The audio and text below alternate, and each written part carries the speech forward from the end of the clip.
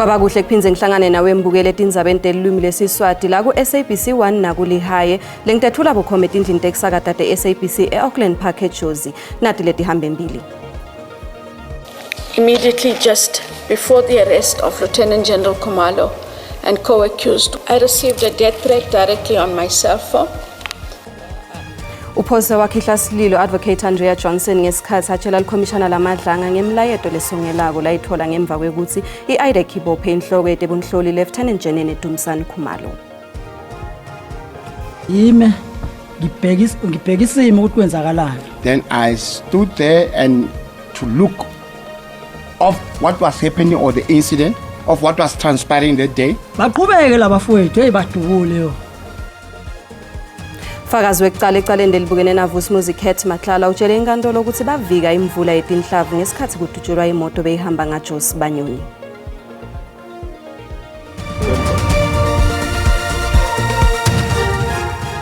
Uphose wakhihla sililo Advocate Andrea Johnson ngesikhathi atshela likhomishana lamadlanga ngemlayeto lesongelako layithola ngemva kwekuthi iIDEC ibophe inhloko yetebunhloli Lieutenant General Dumisani Khumalo nalabanye labasetikhundleni letisetulu kulombutho lomnyaka lophelile ngenyanga yenhlaba. Lokuboshwa kwagunyatwa nguJohnson njengenhloko yalombutho lophenya inkhohlakalo. Afunza lo mlayeto Johnson utshele lekomishana ukuthi lokwesatshishwa kunemthelela lomkhulu empilweni yakhe nasemndenini wakhe. Uchaze lo mlayeto njengaletinye tintfo lohlangabetana nato nawuphenya ngetindzaba letiyamane tepolitiki netikhungo tsite letfaka ekhatsi letinye tikhulu lesetulu kutebunhloli kuleli. I received a death threat directly on my cell phone. It read, Mrs. IDEC, you and your guy Shabalala, Perumal, Padiachi and Belochin have went too far. You're going to wish you did not. I think everyone that has a document can read that word. Yes. With us, get body bags ready. Close quote. Johnson utichelenisile netinsolo temkhambatsi wekhane iIDEC kuloluphiko lolusebenza ngenkohlakalo lesetulu nemaphoyisa waphinze wacisela insolo tekuthi wavetela khane lidokethe lebaseshi ba-iDEC lebakadze libukene naye. Utshele lekomishana ukuthi wahoxa kulobudlelwano bakhe nakhane emva kuthi kuvele ukuthi khane uyamaniswa kakhulu nesigameko sanga 2023 sekubulawa kwebadli bempahla yamabhizinisi Clut na Thomas Mari. I asked to speak to him and told him that the media reports about his alleged involvement with persons linked to the Mari murders were concerning.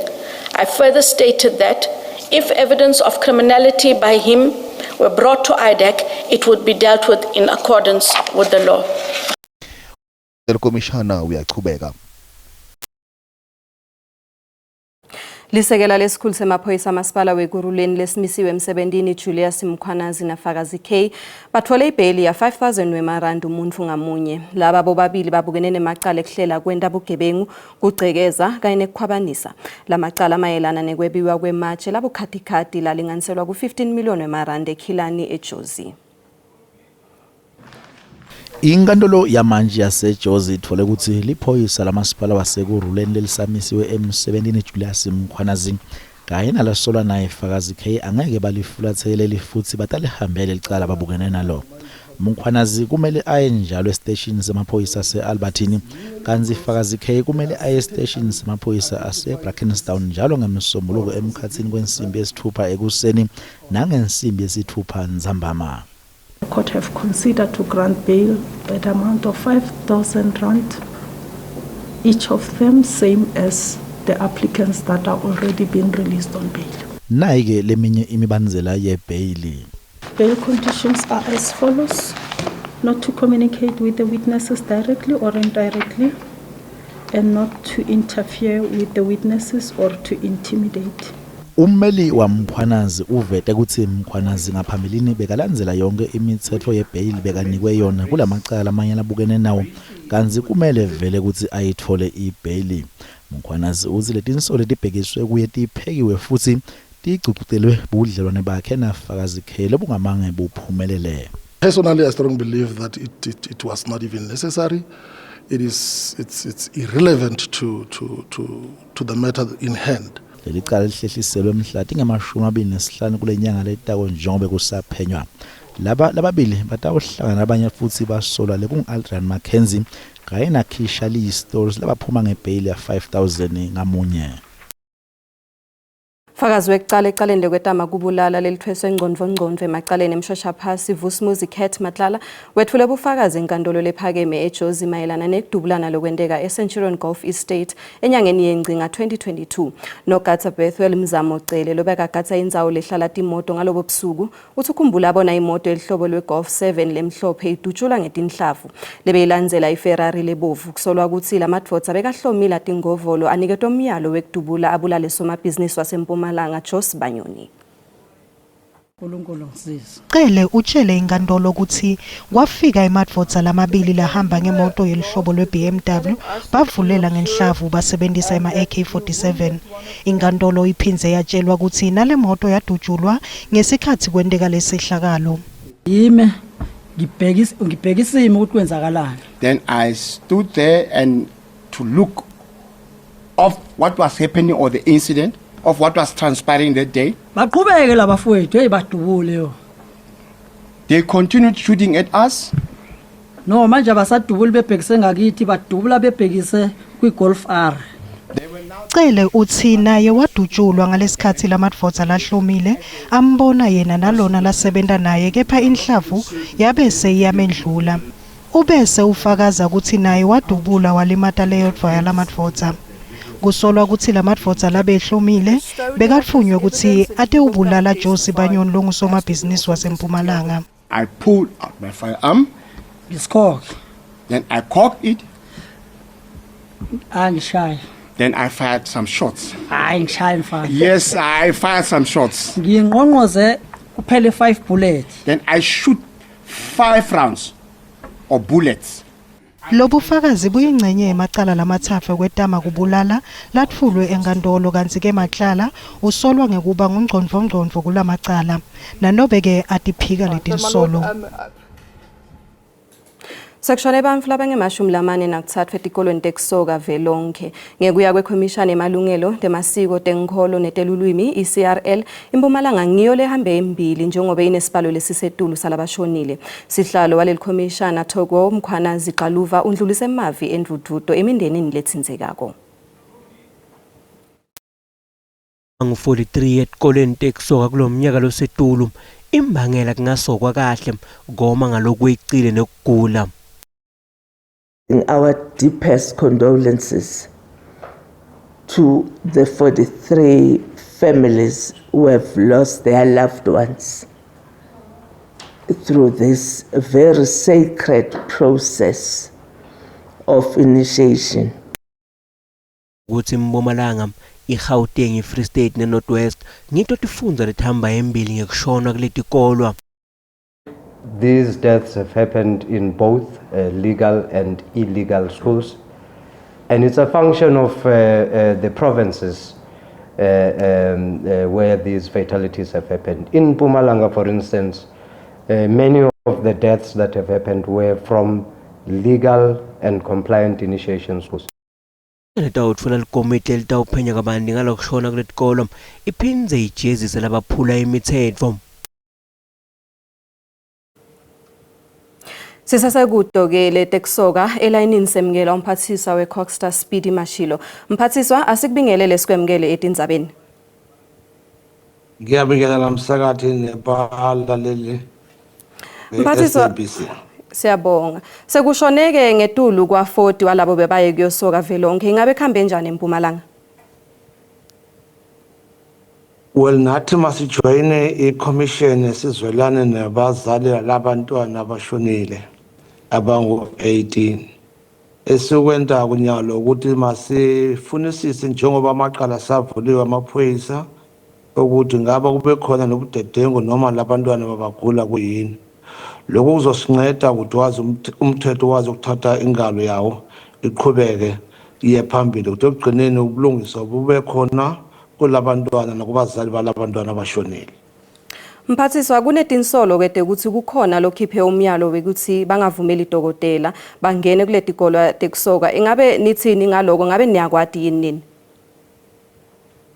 Well, sokuvile msakathi kulokho bakutsho kodwa amaphoyisa njengoba sithi bazofunisisa bazokwazi ukufikelela kule ndaba sithola ukuthi ngaba ubani esikuyazileko njengomkhandlo ukuthi egqineni sigcine sithola umyalelo wecourt icourt order ukuthi wonke abakhipha ingoma bakwazi ukuvumela abodokotela ukuthi bakwazi ukungena ukuthi baze babone labantwana ukuthi bakwazi ukubasiza kodwa isikhathini samanje siyizwa ikhulunywa le ndaba izathi uma sibafunisisile amaphoyisa ezoba sebasitshela in details ukuthi ubani isizathu kuyini umthetho uzabe sothatha yayo ingalo. Ngekubuka kwakho mphathiswa engabe ngiyo yini imvo leyende ukuthi kube nebantu labashonako lapha etikolweni teKusoka? Well, eqinisweni ngeke sikwazi ukukhuluma la phambili kodwa esikwaziyo kuna abantwana mhlambe babagula ngokuthize kodwa abodokotela bazokwazi ukubasindisa labantwana babawuncede makuthi ukhona ukwazi ukubavika noma vikela abodokotela ingabe sithi lo muntu wenze liphutha elikhulu kakhulu ngoba ekugcineni siyogcina kusoleke abantwana kungakho sithi amaphoyisa mabafunisise singakwazi ukukhuluma indaba yamabaribari njengo government into ezosinceda ukuthi masikhuluma indaba kuliqiniso kungakho amaphoyisa angene phakathi afunisisa le ndaba. Siyathi ke ukuthi kunetikolo ambumbulu teKusoka ingabe khona lento itholile yini? eMpumalanga sibe na 921 itikolo i24 bengekho emthethweni iPICC yakwazi ukuyivala sisekela kungakho sitobuka kahle ukuthi ngaba egqineni lo mhlanganiso sobana nePICC le abantwana abashonile babuya kudidiphi itikolo esikwazi ukukhona abanye ababuya kule tikolo esemthethweni kungakho sifuna yonke into ekwazi ukuphenywa sibe nepostmortem sibe nomhlangano obalulekileko omkhulu nabanikati betengoma ukuthi sikwazi ukubuka lenkinga ukuthi buya kuphi ivele kanjani. Mphathisa sesivala ingabe usalandzelwa yini noma lisiko lisalandzelwa yini njengoba kiwe etikolweni tekugoma noma sekuyibhizinisi nje lechutshwako nyalo teKusoka? Well, isiko funa lilandelwe kungakho sine PICC ukuthi le PICC ifuna sincede ukuthi kulabantu abafuna ukwenza ibusiness ukwazi ukubakhipha ehlelweni kumsebenzi omkhulu wePICC yokubona ukuthi abantu bakhipha ingoma kungakho nalamakhosi in the province sebaletha eceleni noma sebaletha phakathi kwale ndaba ngoba abanikati betingoma amakhosi ekugcineni akekho umuntu afuna akhiphe ingoma anganamvume ibuya emakhosini ibuya ku government lokho kuzowenza ukuthi ingoma noma ukusoka khitshwe abantu abaright. Mphathiswa asibonge kakhulu ke ngesikhathi sakho. Mbukeli ungathinyisi siyabuya ngemva kwetitolo.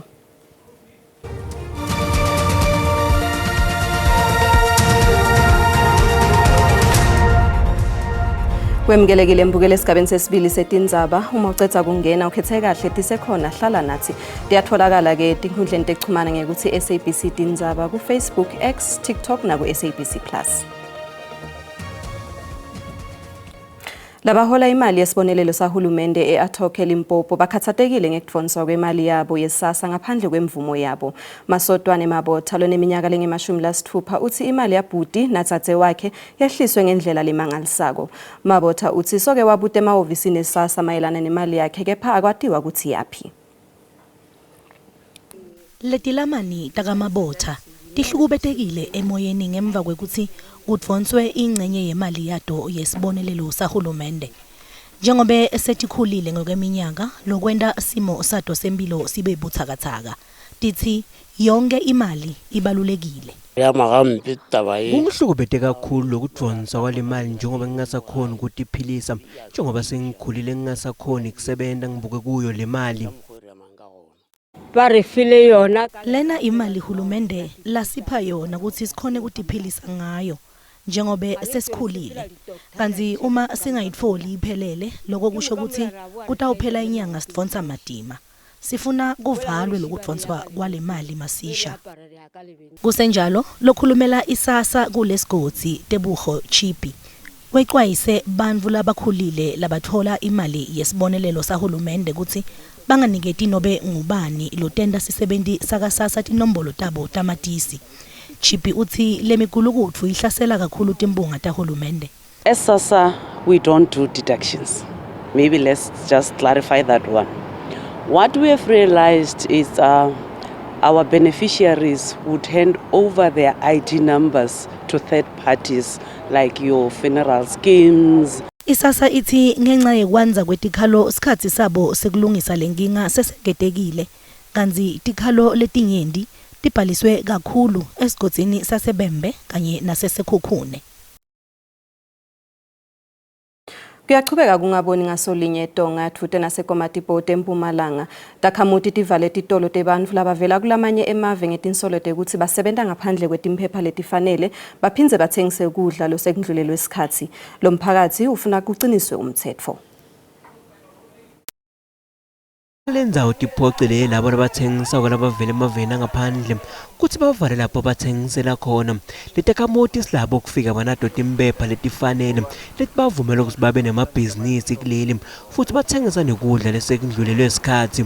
Bathengisa izinto ezingakho SABS approved ekungasi izinto zala eMzansi lapho zisinikeza ithemba kokuthi zihloliwe abantu abahlolayo kwi-health eMzansi. So sithi mabavale ngoba siloko sikhulumile abantwana bayafa abantwana bayalimala. Lomunye labathengisa kwestimpepha takhe tikahle kepha bakhola banganato timpepha letifanele. 80% just he have a papers, he have a document. These people, they don't ask the papers, a document. Just they came in the group, they came and they say, you must close the shop. If he gonna check one by one, he won't find any expired things. We clean long time. Maybe it's before.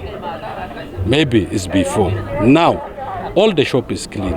Masipala senkomazo tikhona imithetho lengakalandzelwa kepha takhamuti kufuthi tihloniphe umthetho.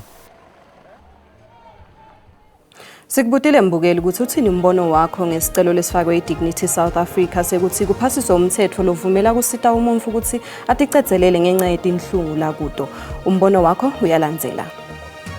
Awukho right lomthetho oceleyo uyenza sokuthi umuntu ungenza athole ichance sibila aphile abe right. So ngibona ngekho right kahle lo mthetho loyo. Angiboni kumbono lomuhle loyo ngoba umuntu undlula emhlabeni nasekufika isikhathi sakhe sokuthi ahambe emhlabeni. Angihambisani ngempela mina nalomthetho ngoba abaningi abantu abayethi mabegula umuntu ethi hayi ungcono nokufa kanti uzosinda. Umuntu mayegula indlela acabanga ngayo efana nomuntu osuke ephila. Umuntu uthathwa nguNkulunkulu nje kuphela nothi kube khona mhlambe ukuthi aqedelwe so angihambisani nje nawo lo mbono lowo. Mina ngibona ukuthi kungumbono longasikahle loyo ngoba tinsuku tekuhamba kwemuntu tatiwa ngumdali. Akumele ukuthi umuntu athathe isinqumo sakhe sokuhamba emhlabeni. Lona ngumbono wembukeli iSABC etethweswa kudiphendvulela ngawo.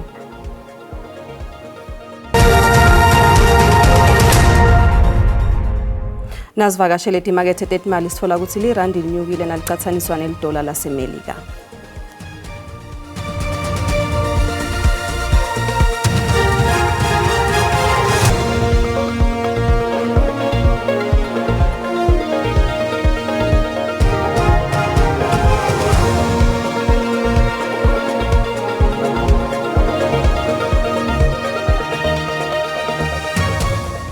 Asiveke ukuthi sindisiwe emlangeni uphethe tiphi kuleti hamba embili kuleti phuma embiteni kuligwalagwala FM. Sindisiwe.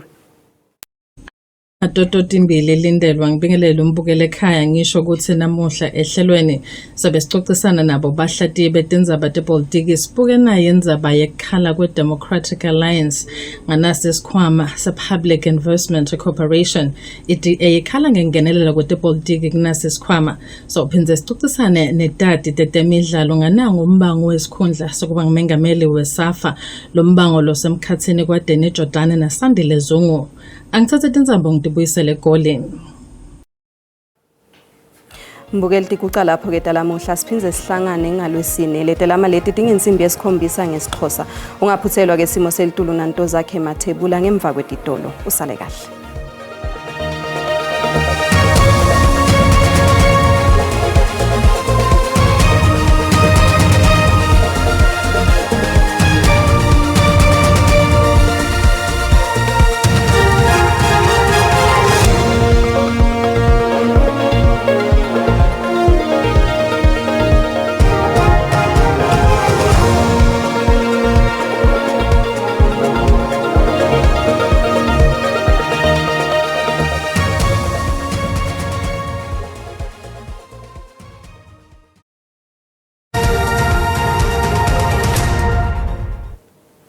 Sikubikele lesikwamukele kunasi isimo selituru kusihla namuhle ngolelo muhle ngisho ke gcwala umlomo ukuthi likhombisa ke kubalela ikakhulukade mabuka ke la ikakhulukade engabeni yelive ngolelo muhle kanti ke uma sibuka ke ikakhulukade enShololanga Kapa ngolelo muhle likhombisa ke la kumbonya ngemouth mabuka ke kuleto ndzawo leteke ngolelo muhle kanti ke masichubeka sibuka ke la naselangeni la kusasa chubeke njalo lawo mafika ikakhulukade mabuka ke la enShololanga kanti ke iphumile ke inhlavu yelanga ngolelo muhle mabuka ke la ikakhulukade engabeni yelive kanti ke ikhona nalenkungu lekhombisa ke khasa past lisuka ke la empumalanga yelive ngolelo muhle kanti ke masichubeka sibuka ke la imazinga ngishisa kusemejane kakhulukade langeni la kusasa masibuka ke la esifunza ke iGauteng indzawo lefana nabo Pretoria lapha ku 24 21 eJohannesburg njengoba lipholile naseVereeniging kanjalo naseSprings lapha kuye ke la 22 ngolelo muhle kanti ke masibuka ke la sifunza eLimpopo indzawo lefana nabo Musina lapha ku 28 lifuthumele kuleto indzawo leto kanti ke Thohoyandou iGiyani lapha ku 26 wehlele ke la eBakersford likhombisa kuba lapha ku 25 ngolelo muhle kanti ke la sifunza impumalanga ndzawo lefana ke la nabo Sikhukuza lapha ku 28 lifuthumele eMbombela nga 26 lipholile ke Carolina nga 29 wehlele ke la eEmelo nga 21 kanjalo nase Standerton njengoba kuyobe kubanza ikuseni kuleto ndzawo leto ngolelo muhle ke phake liphole ke la ngetikhatsi ke Ntsambama kanti ke KwaZulu Natal ePietermaritzburg lapha ku 27 njengoba lifuthumele kanti ke Kokstad lipholile nga 24 25 eDurban ngolelo muhle kanjalo nase Port Shepstone eVryhead lapha ku 26 kanti ke Eastern Cape mabuka ndzawo lefana nabo kwaMalitswayi kuyabanza ke kuseni nga -2 kanjalo nase Robert Sobukwe kuyabanza kuleto ndzawo leteko wehlelo kwaNojoli nga -1 kanti ke kuComposite lipholile ngolelo muhle ngaye ke la 22 kanti ke Western Cape mababo Vredendal lipholile nga 17 Glen Williams kanti ke Beaufort West lapha ku 19 wehlele ke George kanti ke Cape Town ngolelo muhle lipholile ngaye ke la 15 kanti ke masinyukela ke la eNorthern Cape indzawo lefana nabo Calvina lithi -1 kuyabanza lithi indzawo leto ke nabo Sutherland nga -5 ngolelo muhle kanti ke yabe lipholile ngetikhatsi ke Ntsambama kanti ke iKurumani ngolelo muhle lapha kuye ke la 25 ngolelo muhle kanti ke sifunza iFree State indzawo lefana nabo Welcome lapha ku 25 kuyabanza eBloemfontein kanjalo naseVepna ngolelo muhle nga -1 kanjalo nabo Ficksburg bo Bethlehem letinye ke la tindzawo leti bandzako ngolelo muhle sesiphetha sibuka ke la esifunza ke iNorthwest ngolelo muhle mabuka ndzawo letifana nabo Rustenburg lapha ku 26 lokusho ukuthi lipholile leto ndzawo leto kanjalo nabo Potchefstroom ngolelo muhle kungako bengikuphathele kona busuku abube lobuhle malangeni.